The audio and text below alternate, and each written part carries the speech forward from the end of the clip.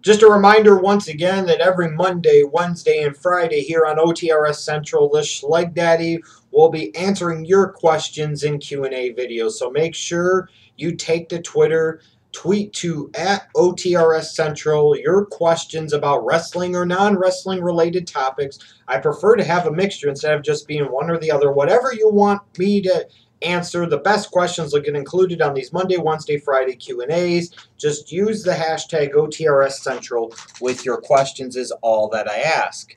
And now let's get started here. Some good questions here today. I was looking forward to this one after I saw some of the questions. At Twins of Sanity starts it off. Many people criticize The Rock for leaving WWE, yet Rock put guys over on his way out. So did Rock deserve the heat he got?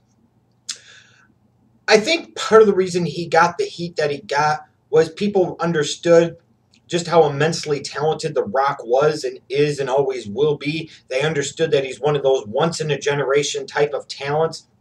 And they knew that just as The Rock was really hitting his peak, he was gone.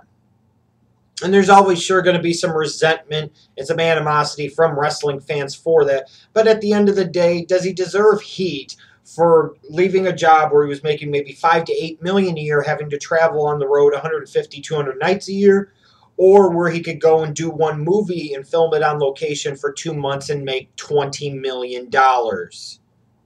And at the end of the day, does he really deserve any heat for that? No, because any of us in that situation would do the exact same thing. The Rock did a ton for the WWF/WWE, did a ton for professional wrestling, still does in some ways.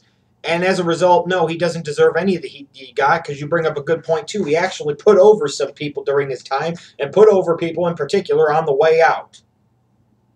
So The Rock did all that he could do. The Rock helped out the business both short-term and long-term, even though he also, I think, in a way, hurt the business short-term and long-term because he left just as he was truly hitting the peak of his career. He should have had several more years as a top-flight WWE star. And instead, he's off in Hollywood making movies.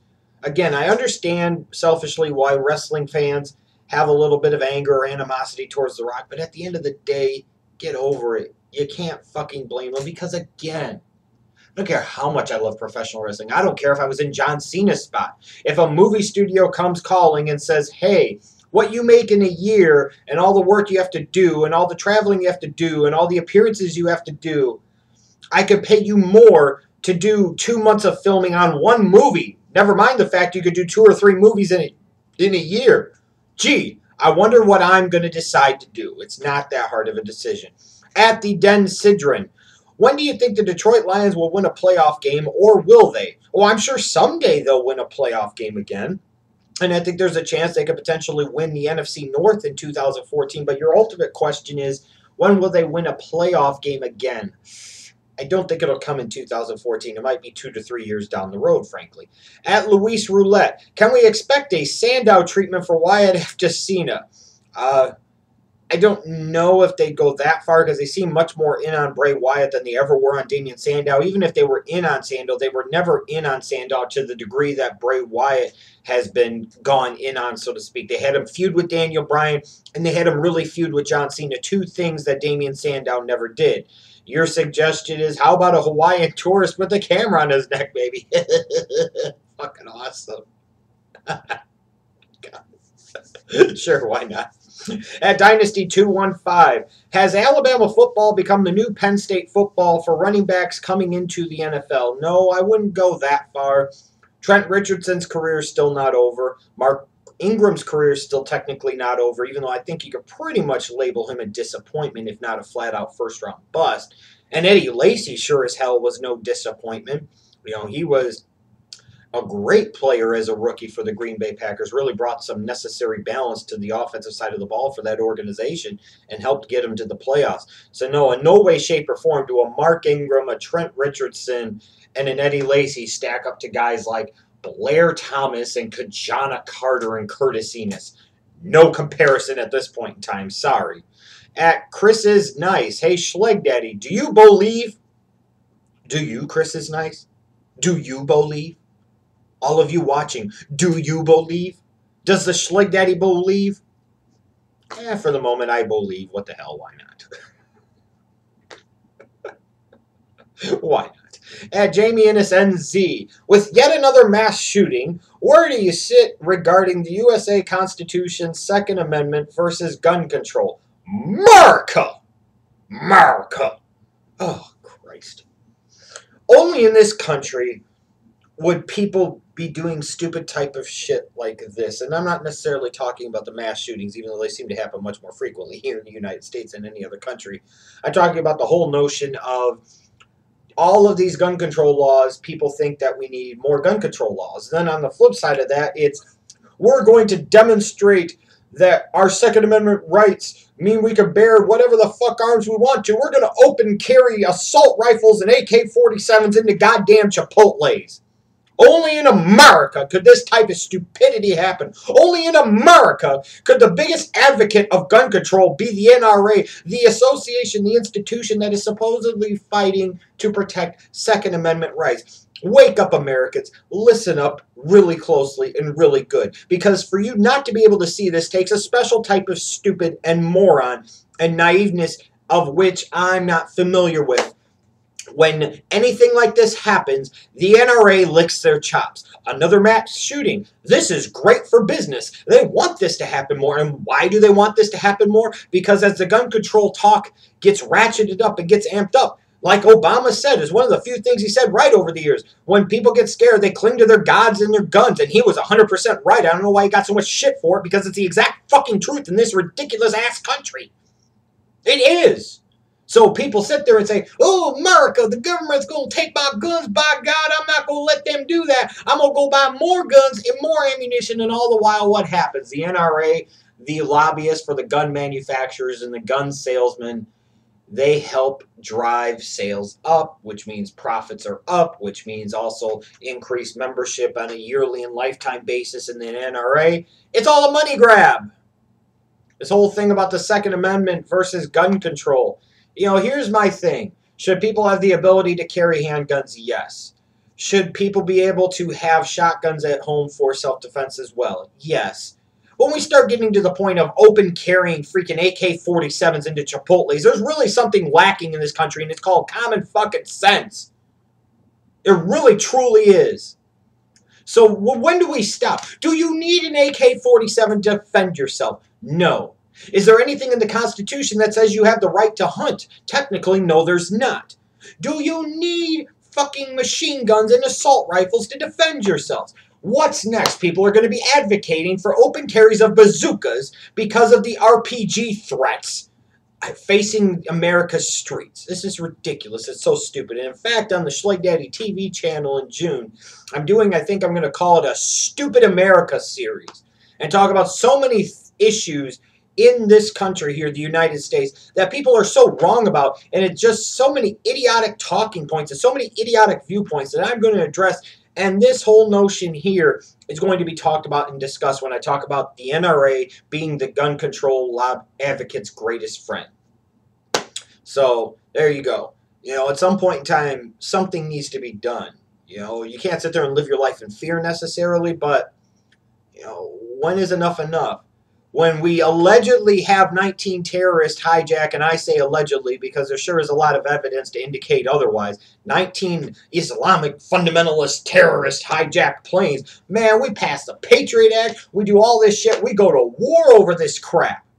But yet we have somebody going to a movie theater and light up 50 people, or somebody go to UC Santa Barbara and light up a few people. We have somebody going to Newtown and light up 26 fucking kids, or 20 kids and 6 teachers. Ain't nothing wrong with that. Just don't take my guns. Don't take my Bible. You're going to take my guns out of my cold dead hands as I clutch my Bible. America. Fucking stupid ass country. Thanks for the question, Jamie. Make sure when that video comes out in June you watch it and let me know what you think of it. At Blockbuster Alex, if you could choose one current WWE wrestler to have a beer with, who would it be and why? This is easy. Alex Riley, because I know he knows how to party. I know he knows how to have a good time, and I know he knows how to find the chicks. Only caveat is that I'm driving afterwards. At Real Benzillion, how do you scout so many NFL draft prospects? By watching them. I don't mean to be that as a smart ass. By watching them, blocking off a little period of time every day throughout the course of an entire year, watching different games. You can go on YouTube. You can go to different websites like draftbreakdown.com, and they have, like, if you're wanting to watch quarterbacks, they have every quarterback's throw or run on there. That's a way that really helps. So that way I don't have to waste time watching 3 hours of game to scout one player when I don't need to. But it's time management. It's compiling lists of a certain number of prospects and starting to whittle through them. Will you do some more NBA videos? Maybe at some point if the mood strikes me, but I just really don't care much about the NBA anymore. There's reasons for that. I'd like to do some more NBA videos at some point in time. Unfortunately, most of them will be rant videos about why the NBA is trash and does suck. The bottom line is, I don't care what anybody says. In today's NBA, if somebody like Paul George is classified as a superstar, that to me tells you how weak the overall NBA product truly is. The one and done rule, so many other things I could rant on when it comes to the NBA. At Michael_Corvin, will the pairing of Rusev and Lana end up like Mero and Sable? I think so. I think Rusev is nothing more than a Lana showcase, just like Mark Mero ended up being a Sable showcase. At KAY Leonardo, which division in the NFL will have new champions this season? I think the NFC North will. I think the NFC South will. I think the NFC West will. I think I think that's about it, mostly on the NFC side, but I haven't finalized that, so don't hold me to that just yet. But off the top of my head, that's what I would think of. At AGS WWE, who is on your Mount Rushmore of the NBA, WWE, and NFL? If I had to go WWE, and this is again just strictly talking about WWE, I've got to go with Andre, Vince, Hogan, Bruno. Probably, if you swapped out Bruno, you'd put either Austin or Rock on there. Probably Austin. For the NBA, I'd probably go with George Mikan, Bill Russell,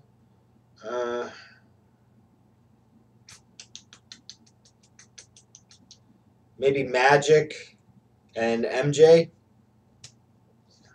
That'd probably be it. In terms of the NFL Mount Rushmore, I would probably go with Joe Montana, Jerry Rice,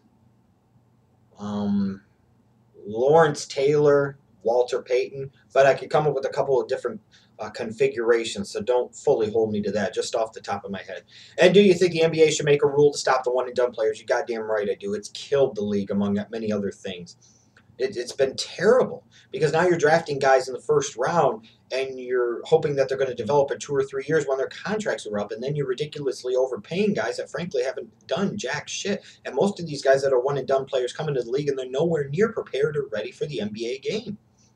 And what it does eventually is it decreases the overall talent level of the NBA and the quality of the product of the NBA. Because eventually then those one-and-done players do start to make more and more contributions, because the overall talent level of the league has weakened so significantly because so many guys aren't ready.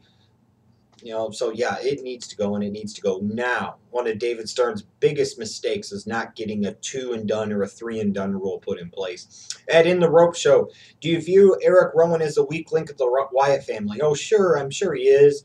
And he's kind of presented that way. That's the bigger thing. It's like the WWE goes out of their way to make sure he wears the mask and he doesn't talk, and he's the one that eats the pinfalls. Kind of feel bad for him because he's not really be given much of a chance. You could clearly tell that Bray Wyatt is priority A, and then Luke Harper is priority B, and Sister Abigail, who doesn't exist, is priority C, and then Eric Rowan somewhere down in the F to G category. If so, will he be removed in the future? Not until they probably break up the group. I think he serves his purpose and fills a role that they need him to fill at this point in time. At Baller B, Scott finishes out this Q&A. Are you an atheist? No. Are you religious? Not particularly. Or do you just not care either way? Here's my whole thing, in case anybody ever wanted to know in terms of religion. I think there's some type of higher power, because, again, there are certain things that just can't be explained. I'm a believer in ghosts or the supernatural, so I have a sense, again, that stuff has to happen for a specific reason. But I think, as so often the case, man tries to sit there and put their definitions on it, and what it actually is compared to what man proclaims it to be are two entirely different things. I do not care if other people are religious. Just don't push your shit on me. I will try not to push my shit on you too much unless you try to push it on me first. That's kind of the way I look at it. Kind of like a laissez-faire, hands-free, carefree type of attitude towards religion. Maybe someday I'll get a little more into it, but I wouldn't expect that anytime soon. I mean, you can never predict ultimately what's going to happen in the future long term, but do I think there's no God? No, I don't. Do I begrudge people for believing in empiricism, the five senses, and saying, "Hey, you can't prove it, so it doesn't exist"? No, I don't blame people for that because I can understand that. I tend to gravitate towards that as well. But I also look at it from a realistic standpoint of I've had supernatural experiences in the past. I've seen full body apparitions. I've heard voices. That to me indicates that there is some type of soul, some type of spiritual force when we do leave this planet. It makes me believe that there is some type of higher power. Even if it's not nearly the type of higher power that, like I said, man has tried to make that higher power out to be for several thousand years. That's just the way I look at it. I do have one problem with most of these religions, in particular, let's say Christianity. I think it's very selfish in its nature. This is just my philosophy, and other people could chime in and disagree if they want. That's fine. But I look at it as your whole purpose to do good things is to be rewarded with a trip to the kingdom of heaven. What's wrong with doing good by your fellow man and doing good things because they are good things to do and they are the right things to do? And why do you have to do that with some type of reward in mind?